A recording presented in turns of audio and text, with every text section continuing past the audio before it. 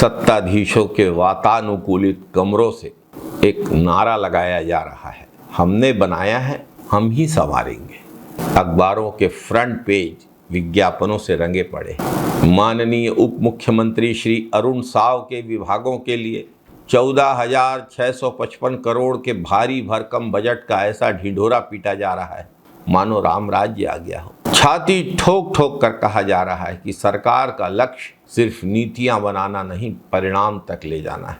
लेकिन आज इन दावों के पीछे, करोड़ों के विज्ञापनों के पीछे और बनाने और संवारने के दावों के पीछे का काला दर्दनाक सच आपको बताएंगे। 2.5 साल में जल जीवन मिशन के तहत 5,077 पानी की टंकियां बना दी गई हैं। कह रहे हैं सरकार, लेकिन सरकार 5,077 पानी की टंकियों में कितने में पानी है यह भी तो बताने की तकलीफ करिए। टंकियां बना दी आपने, पाइप बिछा दिए आपने, नल लगा दिए आपने, खोलने पर पानी नहीं, हवा निकलती है। सैकड़ों माताओं की आंखें अपने ही गायब बच्चों के लिए रो रो कर सूख गई हैं। आप परिणाम की बात करते हैं, हकीकत ये है कि पिछले 13 महीने में छत्तीसगढ़ से 982 मासूम बच्चे गायब हो गए। और शर्म की बात, पूरा सरकारी तंत्र 400 बच्चों का आज तक कोई सुराग नहीं ढूंढ पाई। 14 से 17 साल की हमारी बच्चियां मानव तस्करी के दलदल में ढकेली जा रही। इस 14,000 करोड़ के बजट में इन 400 माताओं के, इन बच्चियों के आंसू पोंछने का भी कोई प्रावधान है क्या? जिन बुजुर्गों और माताओं का सम्मान करना चाहिए उन्हें सड़कों पर रुलाया जा रहा है। सिर्फ रायपुर में 1791 बेसहारा बुजुर्ग, विधवा माताएं और दिव्यांग मात्र 500 रुपए की पेंशन के लिए सरकारी दफ्तरों की ठोकर खाने को मजबूर है। फंड न होने का बेशर्म बहाना बनाकर जनवरी और फरवरी की पेंशन रोक दी गई। होली जैसे त्योहार के ठीक 2 दिन पहले इनके खाते में 500 रुपए डालकर ऐसा जताया जैसे कोई बहुत बड़ा एहसान कर दिया हो।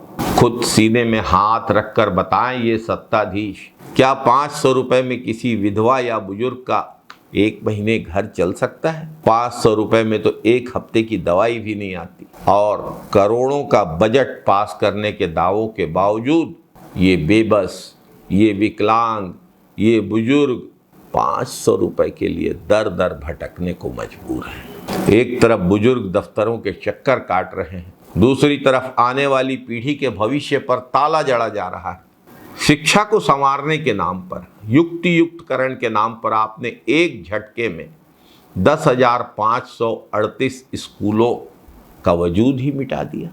एक स्कूल के भवन में 3-3 स्कूल चल रहे हैं। अब बच्चे बढ़ गए, भीड़ बढ़ गई, लेकिन शिक्षक नहीं बढ़े। अनुदान वही है, बजट वही है, स्कूलों में साफ सफाई का पैसा नहीं है, स्टेशनरी का पैसा नहीं है, जर्जर भवनों की मरम्मत के लिए पैसा नहीं है। आप पानी पहुंचाने का दावा कर रहे हैं, लेकिन जिन स्कूलों में हमारे बच्चे पढ़ते हैं वहां स्वच्छता और भवन सुरक्षा के लिए आपके पास राशि नहीं है, पीने के पानी की समुचित व्यवस्था नहीं है।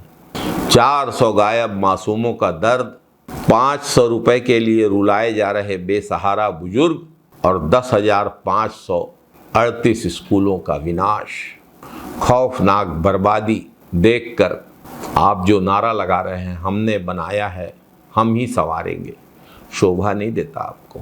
आज छत्तीसगढ़ की जनता समझ गई है। छत्तीसगढ़ के लोग बेहद दुखी हैं, छत्तीसगढ़ के लोग तकलीफ में हैं।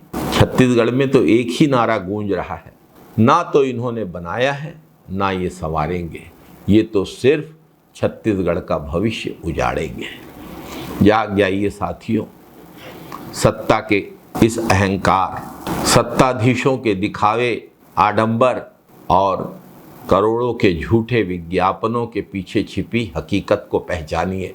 इस वीडियो को हर घर तक पहुंचाइए ताकि सत्ता में बैठे लोगों तक अपने बच्चों को खो चुके 400 परिवारों, बेबस बुजुर्गों और असहाय स्कूली बच्चों की तकलीफ पहुंच सके।